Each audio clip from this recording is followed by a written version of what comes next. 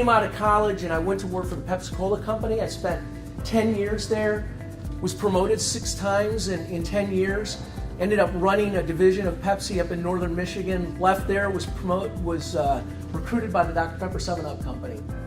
I came here 28 years ago, and I'm not quite a native, but 2 of my 3 children are born here, so I'm getting close.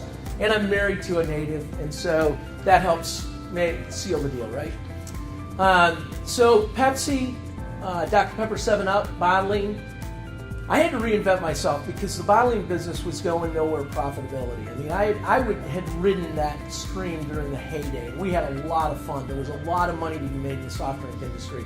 And then the margins started to shrink and the competition kicked in and the whole category changed. So I made my first transition and left consumer packaged goods and I went into technology. I was recruited by a company called Craig McCaw. Craig McCaw, some of you may remember, was the inventor of the cellular phone, the cellular devices that we know today. And they hired me because they were looking for somebody to help them go from a B2B strategy to a B2C strategy. And I knew that because I knew retail. So I helped them open up all their retail stores and do some of those kinds of things. I was there for a couple of years. And then a reorganization came and I left and I stayed in the technology field and I went to Chicago. I commuted every week for 4 years. And I did a startup communications company in the telecommunications. It was a unified communications product. We raised about $75 million, 4 years. We were so far ahead of ourselves as far as the technology. And then we went through a hostile takeover. So everything that I had done, I was the 3rd guy on the team. Everything I had done, everything I'd worked so hard for got pulled out from underneath us, and I was back on the street. Came back to Dallas, and I did a couple of startups for a little bit.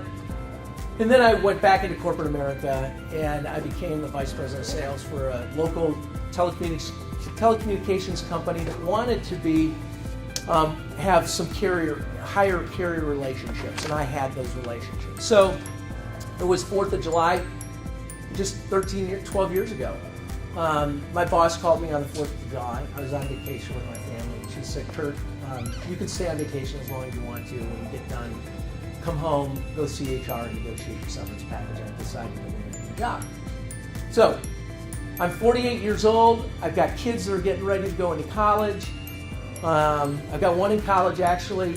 And I'm just blindsided by this. So I then almost immediately made a decision that I was done with corporate America.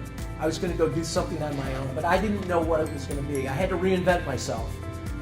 48 years old, what do? Do I go start a convenience store? Do I go get a car wash? Do I buy a car and drive people to the airport?